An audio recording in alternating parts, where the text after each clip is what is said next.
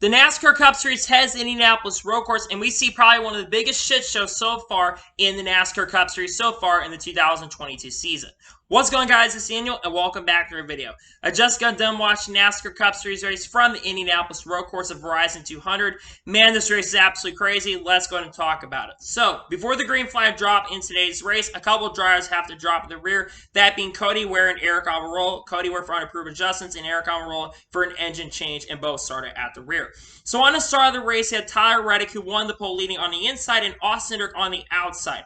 At the start of the race, Justin Haley would spin in turn number 1 after basically going 5 wide and got loose and got a ton of damage. Then lap number 2, more chaos happened. You had Ross Chastain and Denny Hamlin. They both ended up spinning, and there was a lot more that continued to happen. You had guys like Brad Keselowski spinning in stage number 1. You had Ross Chastain and Joey Hand have some contact on lap number 8, and basically they both ended up spinning. Then he basically, because they both spun in turn number 1, and then he just had a lot more chaos that ended up happening. Then the stage, basically, the cautions basically started going, well, basically, the end of the stage happens. You had guys coming down pit road. You had Chris Buescher pit from 10th position, and then he had basically a fire on pit road, and a bunch of other guys were coming down pit road as well. Luckily for him, he continued on the race, but man, that was a massive, massive fire. Then a lap later, Chase Elliott, he spun entering turn number 1, and then basically had some damage from that, but luckily was not out of contention. While this was going on, Chase Briscoe would win stage number 1 at the Indy Road Course. Then basically a couple guys decided to play a little bit of strategy. Ryan Blaney, William Byron, and Brad Keselowski, and Corey LaJoie all decided to stay out. All the guys that not pitted at the time decided to basically come down pit road, while all the other guys that already pitted. So on the restart for stage number 2, you had Ryan Blaney lead the field from the inside and William Byron on the outside, and Ryan Blaney got a really, really strong restart. Kevin Harvick, who was running 12th at the time, he spun after some contact from Austin Dillon on the ensuing restart and got basically pushed in by Ty Gibbs. Alex Bowman also got a ton of damage in that as well. You had basically a bunch of guys going through the grass and got a ton of damage, and Alex Bowman also, because of this, got some damage from that, had a flat right front tire. Then we basically had a situation between Eric Almirola, who basically a few laps later, he basically had his brakes basically had a flat left rear. He basically just drove straight in there at Kyle Larson with his brake basically failing, and Kyle Larson got a ton of damage from that as well. It's a shame because Kyle Larson had a pretty fast car despite starting in the back of the field. Basically, they got a ton of damage and would go multiple laps down, and Eric Almirola's day would come to an end. Then a few laps later, A.J. Allmendinger, who was running 5th at the time, he would go through the gravel, get stuck in the gravel, but was luckily able to continue. Then Harrison Burton and Cole Custer basically had brake issues, and both ended up spinning out near the back of the pack, and they both ended up going. And then we saw some pit stops start happening at this point. Guys like Brad Keselowski started coming down pit road. And then you had a bunch of other leaders like William Byron coming down pit road, while Ryan Blaney decided to stay out. And others started coming down pit road as well near the end of the stage. Then basically Ryan Blaney, at a few laps to go in stage number 2, he basically came down pit road along with guys like Tyler Reddick and Austin Cindric coming down pit road. But Chris Bell basically able to stay out to get a bunch of points, and he would come off the corner and win stage 2 here at the Indianapolis Road Course. When a bunch of guys came down pit road that did not pick, Kyle Busch, Chase Elliott, Cody Ware, Josh Blizzard, Alex Bowman would all come down pit road along with a couple other guys. So on the restart, Chris Bell lead the field from the inside and Bubba Wallace on the outside, and Chris Bell got a really, really great restart. Then the race kind of calmed down a little bit. There was a lot less chaos that started happening, and we basically saw pit stops. Then basically Tyler Reddick got around Christopher Bell for the lead, exiting turn 14 on lap 50, and took off with the race lead.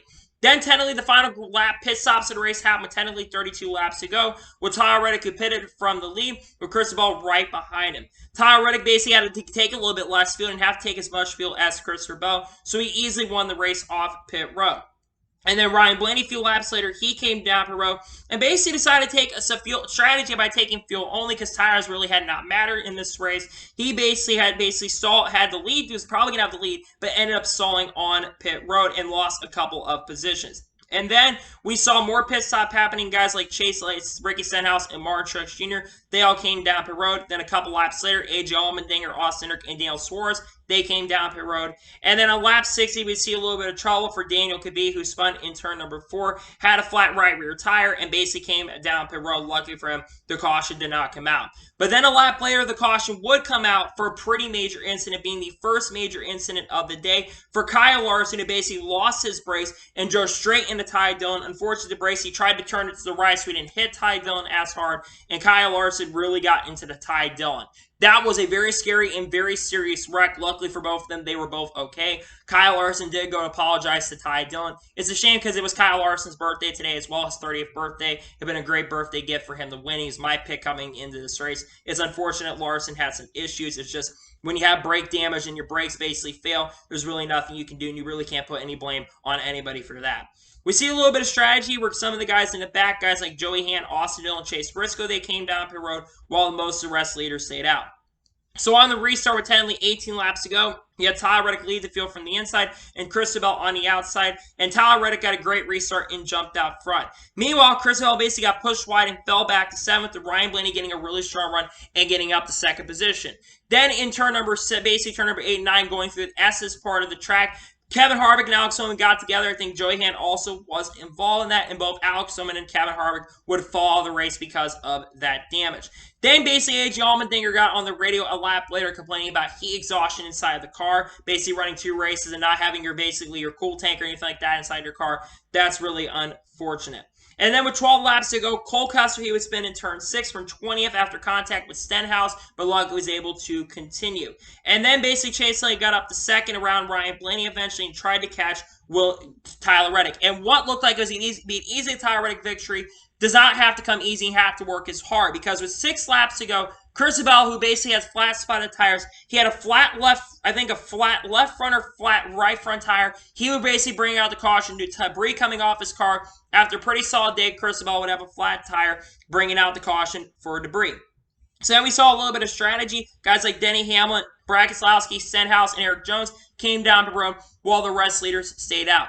So on the restart with technically 3 to go, you got Tyler Reddick lead the field from the inside and Chase Elliott on the outside, and Tyler Reddick got a great restart and took the race lead. Meanwhile, going to turn number 1, Chase Elliott would get turned by Ryan Blaney going into turn number 1 and cause a massive pileup that took out guys like William Byron, Eric Jones, Austin Dillon, Mark Truex Jr., also Chase Briscoe ended up spinning a bunch of spins started happening, and also Kyle Busch got involved in the wreck. And because Austin Dillon got stuck in the gravel trap, the caution would come out once again.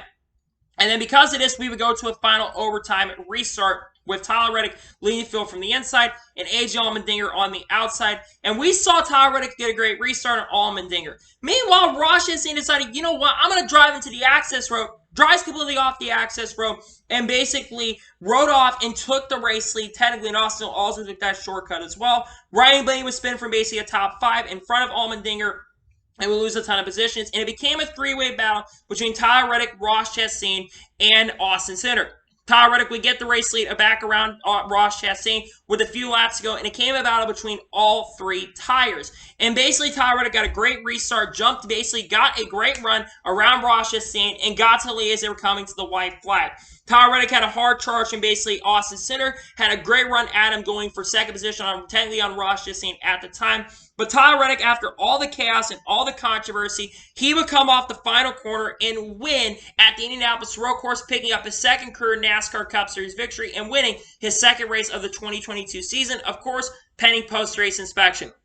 Tyler Reddick absolutely deserves this win, in my opinion. He had the fastest car today, came in the weekend looking really, really strong, had a really great car in my honest opinion, and absolutely deserves this win. And I know there's been a lot of tension with RCR, most likely with situation him going to 23-11, but Tyler Reddick puts together a very strong race, absolutely well-deserved victory in my honest opinion for Tyler Reddick. He absolutely deserves it. That 8 car was so good today, and his 2nd road course win, we might be starting to look at potentially a new road course king.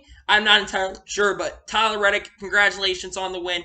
Well-deserved win, in my opinion, and gets a very strong run. So congratulations to Tyler Reddick, and a lot of playoff points as well. And it no longer, pending post-race inspection, of course, and no longer puts him really in the pressure of having to basically miss the playoffs anymore with the 2nd victory. So now we're going to go through the results of today's race, and then I'll give you my score of today's race and talk about the race a little more. So Tyler Reddick, he picks up the victory. Austin Cindric finished the 2nd.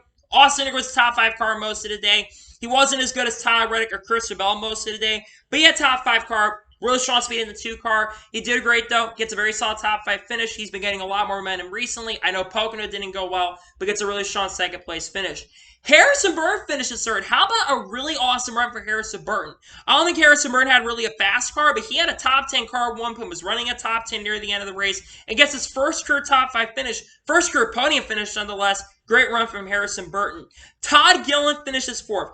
Brown plus Todd Gillen. Todd Gillen ran a lot of his race inside of the top 10, led a couple laps today, and really had a great car, qualified really strong today, and gets a very awesome top 5 finish. Hopefully this is good momentum going forward for Todd Gillen. Front row showing a lot of pace on the road courses. Great run from Todd Gillen.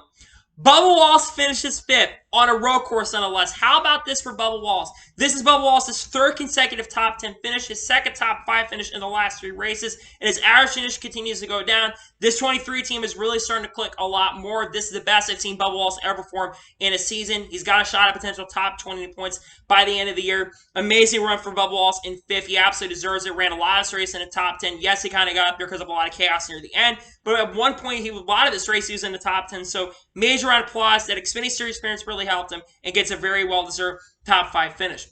Joe Legato was one of the people that caused the wreck near the end of the race. He finished 6th. Saw a run from Legato. Consistent top 10s. Not a bad run.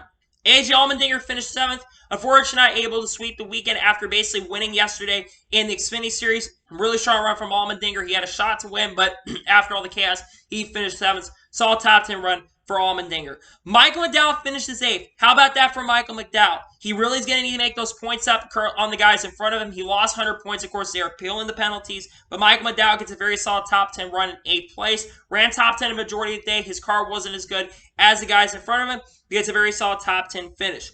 Cole Custer finished 9th. How about another top 10 for Cole Custer? There's a lot of really uncertainty about Cole Custer's future. He kind of got up there because of chaos, but that's the 2nd top 10 of the year. Maybe starting to click some top 20s and more top 10s consistently. Who knows at this point, but a very decent run for Cole Custer today. Chris Buescher finishes 10th. How about an amazing comeback for Chris Buescher today? Considering Chris Buescher at one point basically his car was on fire, and they were trying to get him out of the car, but he stayed in the car. Great comeback for him to finish 10th. Great comeback for him. Kyle Busch finished as 11th. Kyle Busch basically hasn't had a top 10 in a while, so to see him get a top 15 after everything's kind of a Christmas miracle. Was kind of quiet most of the day, was quietly running around the top 10 area, gets 11th place finish, so a lot of uncertainty on his future. Christopher Bell, after having the tire go down, he bounced back to top 12 finish, saw a comeback for Christopher Bell in those last couple laps. Good top 15 finish for him. Ricky Stenhouse Jr., who's never usually been great on road courses, he gets a solid top 15 and 13th, saw a run from Stenhouse. Denny Hamlin finishes in 14th in today's race. Eric Jones, after basically getting in contact and things spinning out at one point, he finishes in 15th. Not a bad run. Chase Elliott bounced back to a solid top 20 finish in 16th after getting spun out. A shame for him. Ty Gibbs with another top 20 finish in 17th. Can I say I think it's time for Ty Gibbs to move up the Cup if Kyle Busch can't return? I know there's a lot of talk they want to bring Kyle Busch back and all that kind of stuff, but man, if Ty Gibbs wants to start running full-time, I'd definitely be down next year because he kept his nose clean, ran top 20 a lot of this race, and gets a very well-deserved top 20 finish. For a guy that doesn't have a lot of pressure on him right now, good to see him get a top 20 finish. Corey LaJoie gets 18th. Good to see this Fire doesn't have both their cars destroyed for once. He finishes 18th. Justin Haley, who spun out early, had damage early. He finishes in 19th. Brad Keselowski bounced back the top 20 run. Mark Truex Jr. ends up finishing 21st. I think he got involved in one of those wrecks. It's a shame for him there. Josh Bilicki finishes 22nd. Chase Briscoe finishes in 23rd after getting involved in one of the wrecks. Cody Ware finished 24th. By the way, he got stage points in the race, which is really, really incredible. Josh Williams gets a very solid top 25 finish. I think both his Cup races he has finished in the top 25, including Bristol Dirt. So, a run from Josh Williams. Ryan Blaney, after basically getting spun out late in the race, he finishes 26th. Tough break for Ryan Blaney.